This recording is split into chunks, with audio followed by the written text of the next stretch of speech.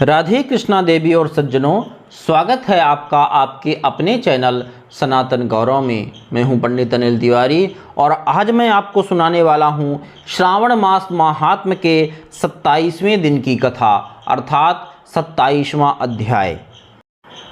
इस अध्याय में कर्क संक्रांति और सिंह संक्रांति में किए जाने वाले कार्यों का वर्णन किया गया है। ईश्वर बोले, हे सनत कुमार, श्रावण मास में कर्क संक्रांति तथा सिंह संक्रांति आने पर उस समय जो कृत्य किए जाते हैं उन्हें भी मैं आपसे कहता हूँ। कर्क संक्रांति तथा सिंह संक्रांति के बीच की अवधि में सभी नदियाँ रजस्वला रहती हैं, अतः समुद्रगामिनी नदियों को छोड़कर उन सभी में स्नान नहीं करना चाहिए। कुछ ऋषियों ने यह कहा है कि अगस्त के उदय पर्यंत ही वे रजस्वला रहती हैं।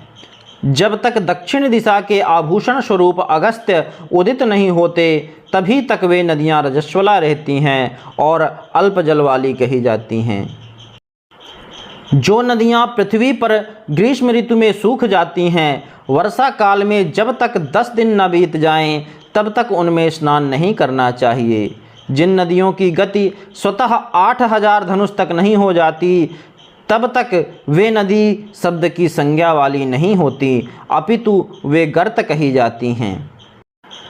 कर्क संक्रांति के प्रारंभ में 3 दिन तक महानदियां रजस्वला रहती हैं। वे स्त्रियों की भांति चौथे दिन शुद्ध हो जाती हैं। हे मुने, अब मैं महानदियों को बताऊंगा, आप सावधान होकर सुनिए। गोदावरी, भीमरथी, तुंगभद्रा, वेनिका, तापी, पैशुनी, ये 6 नदियाँ विंध्य के दक्षिण में कही गई हैं। भागीरथी, नर्मदा, यमुना, सरस्वती, विशोका, वितस्ता, ये 6 नदियाँ विंध्य के उत्तर में कही गई हैं।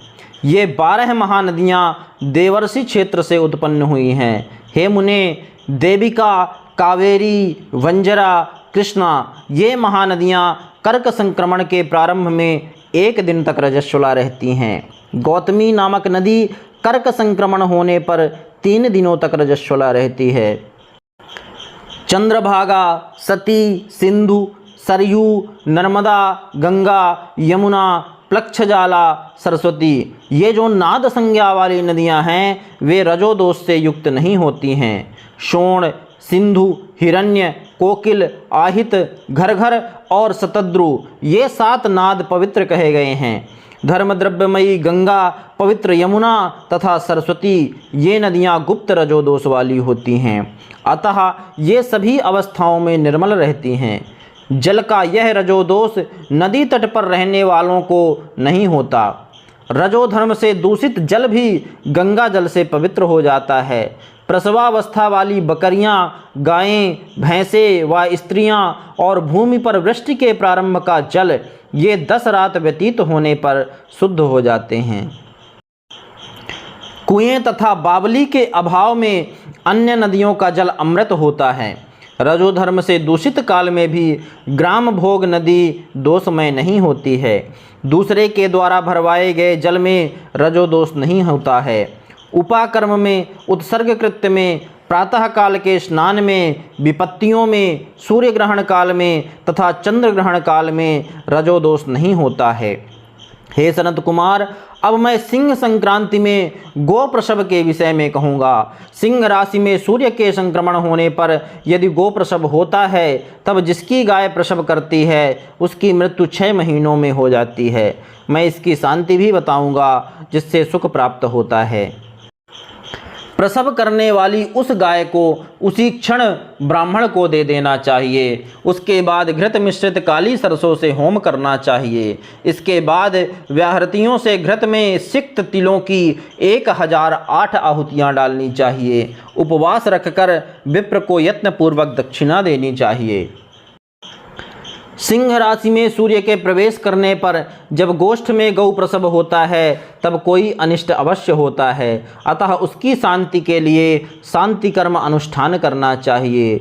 अस्य वाम, इस सूक्त से तथा तद्विष्णु, इस मंत्र से तिल तथा घृत से 108 आहुतियाँ देनी चाहिए और मृत्युंजय मंत्र से 10,000 आहुतियाँ डालनी चाहिए। उसके बाद श्री सूक्त से अथवा शांति सूक्त से स्नान करना चाहिए। इस प्रकार किए गए विधान से कभी भी भय नहीं होता है। इसी प्रकार यदि श्रावण मास में घोड़ी दिन में प्रसव करे तो इसके लिए भी शांति कर्म करना चाहिए। उसके बाद दोष नष्ट हो जाता है। हे सनत कुमार, अब मैं कर्क संक्रांति में, सिंह संक्रांति में तथा श्रावण मास में किए जाने वाले शुभप्रद दान का वर्णन करूँगा। सूर्य के कर्क राशि में स्थित होने पर घृत धेनु का दान तथा सिंह राशि में स्थित होने पर सुवर्ण सहित छत्र का दान श्रेष्ठ कहा जाता है तथा श्रावण मास में दान अति श्रेष्ठ फल देने वाला कहा गया है। भगवान श्रीधर की प्रसन्नता के लिए श्रावण मास में घृत कुंभ, घृत धेनु तथा फल विद्वान ब्राह्मण को प्रदान करना चाहिए। मेरी प्रसन्नता के लिए श्रावण मास में किए गए दान अन्य मासों के दानों की अपेक्षा अधिक अक्षय फल देने वाले होते हैं। 12 महीनों में इसके समान अन्य मास मुझको प्रिय नहीं हैं। जब श्रावण मास आने को होता है तब मैं उसकी प्रतीक्षा करता हूँ। जो मनुष्य इस मास में व्रत करता है वह मुझे परम प्रिय होता है, क्योंकि चंद्रमा ब्राह्मणों के राजा हैं, सूर्य सभी के प्रत्यक्ष देवता हैं। ये दोनों मेरे नेत्र हैं। कर्क तथा सिंह की दोनों संक्रांतियाँ जिस मास में पड़े उससे बढ़कर किसका महात्म्य होगा। जो मनुष्य इस श्रावण मास में पूरे महीने प्रातःकाल स्नान करता है वह 12 महीने के प्रातः स्नान का फल प्राप्त करता है। यदि मनुष्य श्रावण मास में प्रातः स्नान नहीं करता है तो 12 महीनों में किए गए उसके स्नान का फल निष्फल हो जाता है। हे महादेव, हे दया सिंधो, मैं श्रावण मास में उषा काल में प्रातः स्नान करूँगा। हे प्रभु, मुझे विघ्न रहित कीजिए। प्रातः स्नान करके शिव जी की पूजा करके श्रावण मास की सतकथा का प्रतिदिन भक्तिपूर्वक श्रवण करना चाहिए। बुद्धिमान व्यक्ति इस प्रकार से ही मास व्यतीत करता है। अन्य मासों की प्रवृत्ति पूर्णमासी प्रतिपदा से होती है, किंतु इस मास की प्रवृत्ति अमावस्या की प्रतिपदा से होती है। श्रावण मास की कथा के महात्म्य का वर्णन भला कौन कर सकता है। इस मास में व्रत, स्नान, कथा श्रवण आदि से जो 7 प्रकार की वंध्या स्त्री होती है वह भी सुंदर पुत्र प्राप्त करती है। विद्या चाहने वाला विद्या प्राप्त करता है, बल की कामना करने वाले को बल मिल जाता है, रोगी आरोग्य प्राप्त कर लेता है, बंधन में पड़ा हुआ व्यक्ति बंधन से छूट जाता है, धन का अभिलाषी धन को पा लेता है, धर्म के प्रति मनुष्य का अनुराग हो जाता है तथा पत्नी की कामना करने वाला उत्तम पत्नी पाता है। हे मानद, अधिक कहने से क्या प्रयोजन।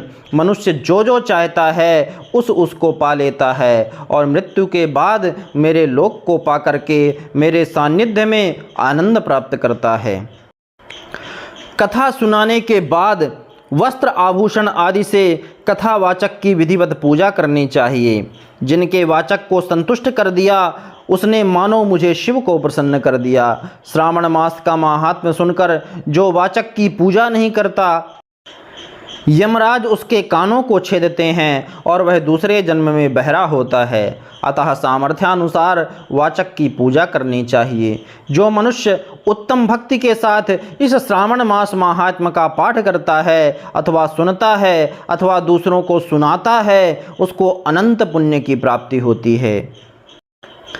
इस प्रकार श्री स्कंद पुराण के अंतर्गत ईश्वर सनत कुमार संवाद में श्रावण मास महात्म्य में नदी रजोदोष, सिंह गौ प्रसव, सिंह कर्कट, श्रावण स्तुति, वाचक पूजा कथन नामक 27वां अध्याय पूर्ण हुआ।